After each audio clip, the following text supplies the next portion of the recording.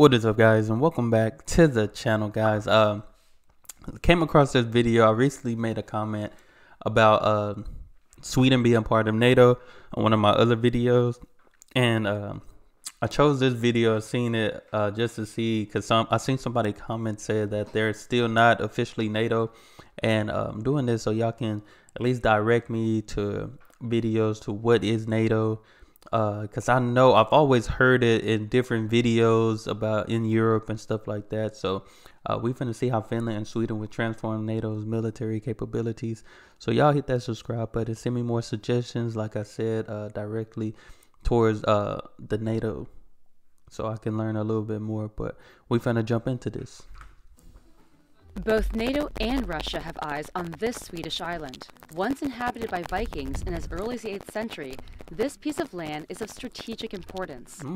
That's because it's located in the center of the Baltic Sea and is on NATO's European front line. But it's also the only waterway where Russia has direct access to the west.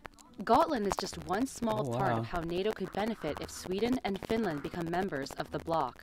Both nations have said they will take steps to apply for membership of the Western Military Alliance. It is a very significant shift. These are two countries that have sought to take a position of military non-alignment. Finnish and Swedish membership in NATO. Because just from what I've been watching and looking at, Sweden's always been independent, especially when it came to wars and stuff like that. They've always been pretty independent, especially when it came against the other Scandinavian countries and stuff like that, especially against Denmark, it seemed. But all in all, like they definitely try to handle things, you know, with what they have. Would greatly enhance the defense of the Baltic region and reduce the chances of Russian adventurism or attack across the air, land, and sea domains in an integrated fashion. Analysts say the expansion of the bloc could make NATO stronger and affect Russia's current strategy in Ukraine. To understand how, we need to look at the geography and military capabilities of both countries. The location of both Sweden and Finland would mean the alliance has significantly more land in the east of Europe. Take Finland, for example. It has an 830-mile-long border with Russia. But if we look a little closer, we can see that this border is full of lakes and marshland with very few roads for military vehicles such as tanks to travel on. Analysts say those conditions would be beneficial for NATO in any potential combat situation with Russia. From a NATO point of view, it's a huge opportunity. So you think about... And Russia's still invading Ukraine, like right now, aren't they? With Russia. From a NATO point of view, it's a huge opportunity. So you think about combat in Ukraine over by Kiev, where Russia was trying to push down really narrow roads. That's Finland. One key area for Russia is the Kola Peninsula, where Moscow houses sub-launched ballistic missiles that are key to its nuclear arsenal. Currently, the only NATO country bordering the zone is Norway. But analysts say if Finland joins the bloc, it would increase pressure on the region. So suddenly, like I said, it's gonna be hard to get through all those lakes and stuff, because it's just not like an open sea. Having an exercise up here, it's not just Norwegian forces, you know, maybe a brigade or two. Now suddenly it might be 50,000 troops. So again, Russia has to now divert troops up there. In Sweden, Gotland is strategic for Russia because it could be a base to protect its naval forces in the Baltic Sea. And they would use that as a base of operations for amphibious assault, for land attack, for air attack, and for naval attack. In 2017, NATO and Sweden worked together on a simulated mission of a Baltic Sea attack, which Al Burke said concluded the island would be a central part of any invading strategy. Oh, wow. Although Finland and Sweden have been close NATO partners for decades and worked on such joint missions, they have remained militarily non-aligned. And that's interesting to me that they're not aligned, but they always work together. So, I mean, you know, I'm not European, I'm from Europe. Do y'all think they should, since they have always worked together, should be a part of NATO? Sweden has largely avoided involvement in military conflicts, while Finland stayed out of NATO after the alliance formed in 1949, largely to avoid provoking Russia. So the fact that they are deciding now to potentially join the alliance, I think is very significant and speaks to the sense of vulnerability that countries feel in the wake of Russia's invasion of Ukraine. Russia's invasions of Georgia in 2008 and Crimea in 2014 sounded alarm bells in both nations, but the current war pushed them to reconsider NATO membership. Dang. In response, Russia, which has long So Russia been at it for the past centuries and decades.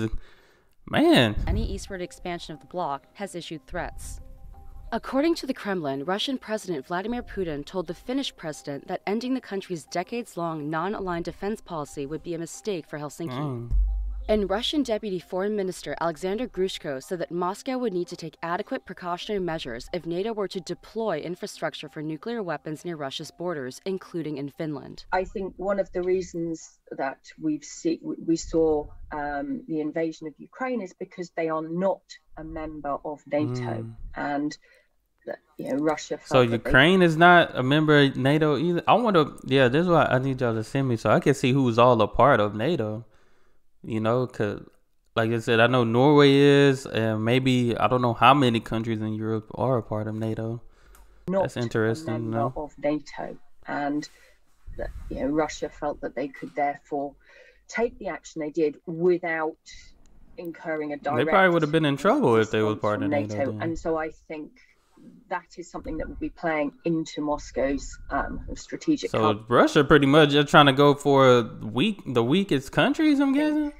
That is something that will be the smaller ones into for sure. Moscow's strategic calculus, that once these states are, if they become members of NATO then countries, it will have. So yeah, I thought they said,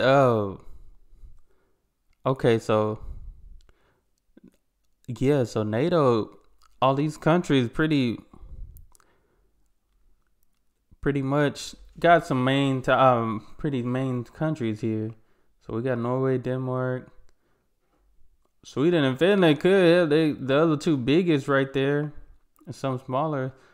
I need to see which one of these. These are maybe Central Eastern countries right here. To take more indirect action. The addition of Finland and Sweden to NATO would also enhance some of the bloc's shortfalls in air defense, according to Al Burke. They do not have sufficient vehicle-mounted air defense systems.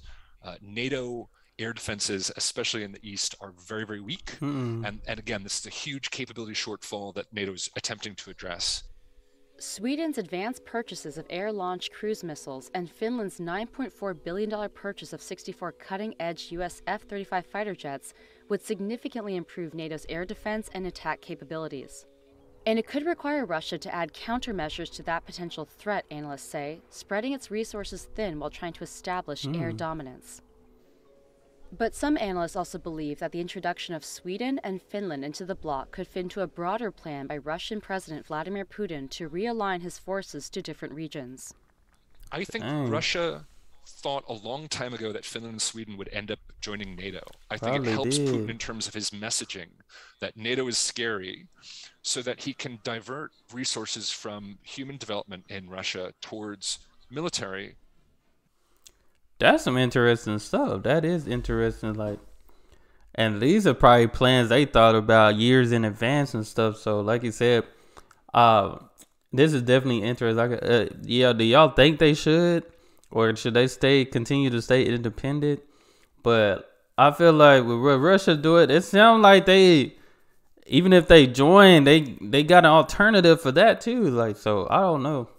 This is definitely different. I've just been seeing it a lot, especially when Russia invaded Ukraine the first time that it was big on the news, especially, and I thought that was wild. That was wild, and just see those homes and stuff, man. But still stand with Ukraine, because that's something I never seen before. Always read before and seen in history class and all that stuff, but to witness that and see it, alive and live, it's different. It is different. But hey, y'all send me something to learn more about NATO. That's all I have for this video. Y'all make sure y'all hit that subscribe button, send down those recommendations, and y'all be blessed, be the best, and be you. I'm out.